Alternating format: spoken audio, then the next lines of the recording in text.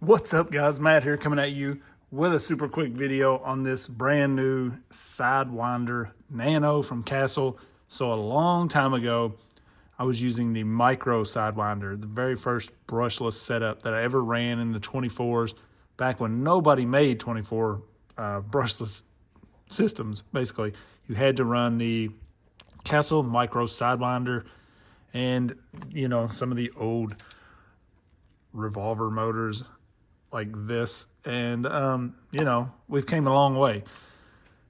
So now we've got Castle's Nano version, which is for the 24 scale, and they've kind of went back a little bit, I guess.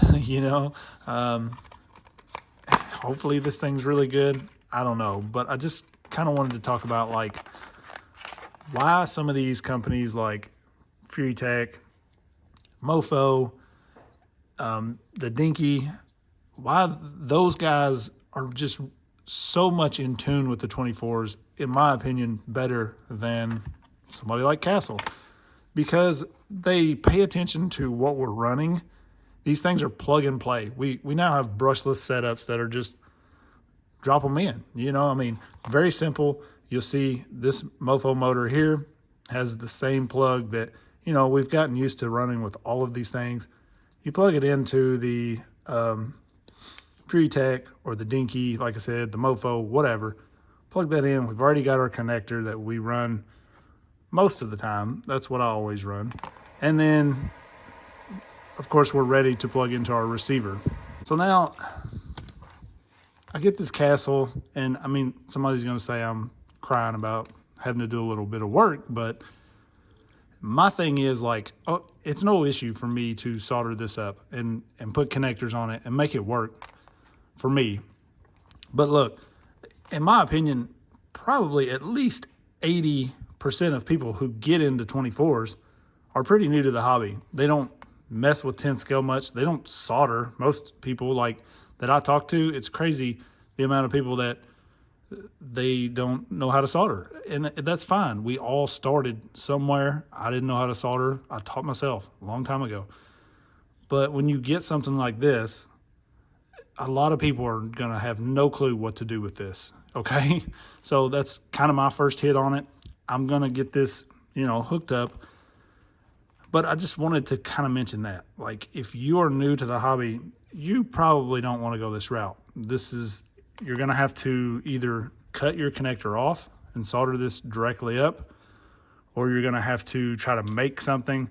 I got lucky. Basically, I had this that I was able to use because I really didn't want to cut this connector on this motor because in case I want to use it with a different ESC. This ESC may stink, So I'm going to solder this up to the ESC and then put my battery connector on, and we'll test this thing out. I really wanted to install it in this truck right here because this is the truck that I've had the most issue with as far as trying to get a super slow crawl and still have everything else that I want. I'm running this Mofo Nano BAM or whatever it's called, and then the FCX axles. So it really struggles a lot of times with the slow crawl. It's jumpy. With the Dinky, I couldn't get it where I wanted. I switched back to the Lizard, and it was a little better. It still gets that kind of shake, that tremble sometimes in the really low speed crawl. So I thought, you know what? If this thing's supposed to be really good, let's find out how good it is. We can put this in anything with worm gears, and it's going to slow crawl. Worm gears, no problem. But this is a real test. So I'm going to get this soldered up, throw it in here, and we're going to see how it runs. This is 2 to 3S capable with a 5 amp peak BEC. So for me, the Dinky, is 2 to 4, and I was a little hard on that thing in this truck at one point, and I'm going to revisit that ESC because it is a good ESC. I didn't mean to just toss that thing to the side. But it's 2 to 4S, so we've already got a little bit better on that. And then most of these now we can get a much higher BEC. So just like even this Lizard Ultimate here, You know, we can get a much higher BEC out of some of these things that are just plug and play and very simple to run straight out, you know, straight out of the package. So I'm curious how it'll run. It just came in and I've got to know. So we're going to get this connected and then we'll just see how good it is. All right, so I got this all installed here. It's not a super clean install. There's a lot of wires. I just kind of rubber banded them together real quick to kind of get it in here and test it out. I was trying to connect this to the B-Link and wirelessly connect to my phone, but it just wouldn't connect. Couldn't figure it out. I tried to connect it to my PC. It wouldn't connect there either.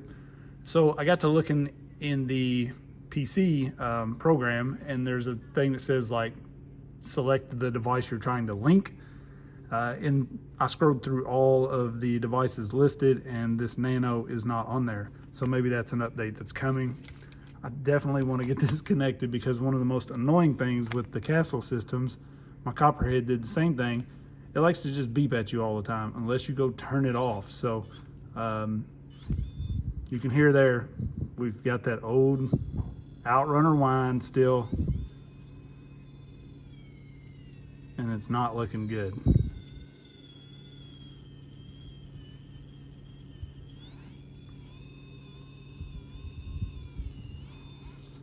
Sort of the same kind of shake I was getting with the other systems, but way worse.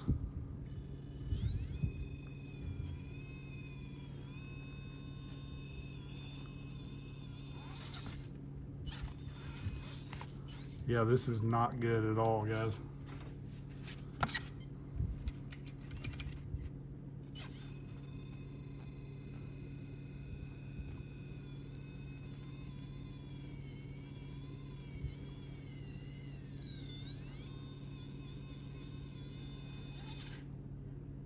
It does not like this setup at all.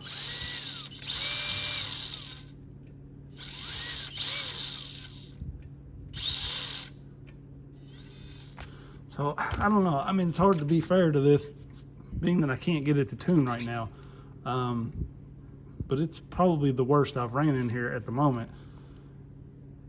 And like I said, I mean, this would probably crawl fine in a worm gear truck. But nobody wants to listen to this anymore. I can't believe they came out with a new system that does not silence that. The good old Castle whine. You can see I can get it a decent crawl there, but it's very hard to do. It just does not like this setup at all. Not gonna work. Just not gonna work, guys. Let me hook the Lizard back up and just show you. The Lizard does pretty well. It has that little jerk at times when it's in sort of a bind and stuff, but much better than this. Like, I'm not even gonna go crawl this, honestly. For one, I'm not gonna listen to this whine.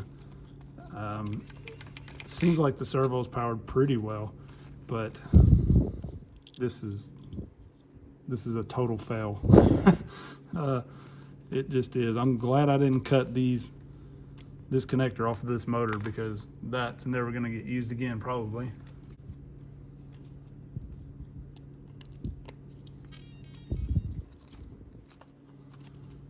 All right, now watch. For one, we're not gonna have to listen to that.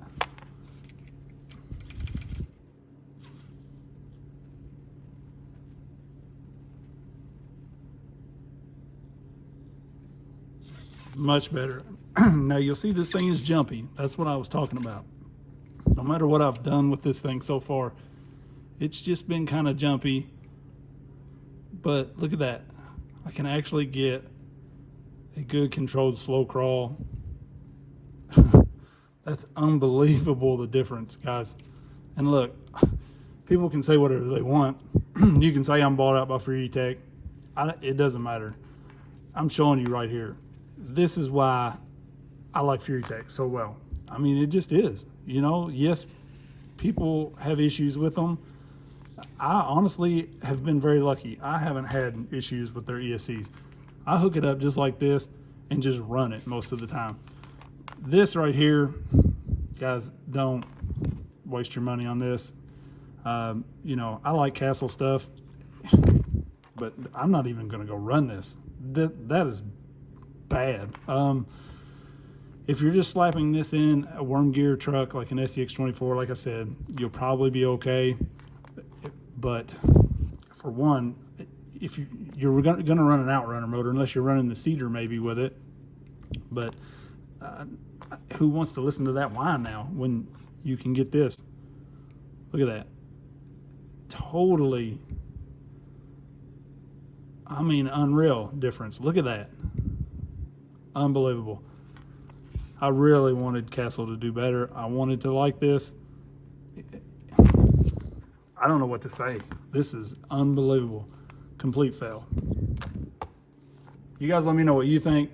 I mean, I'm not even going to go bother putting this on the course because it's not good.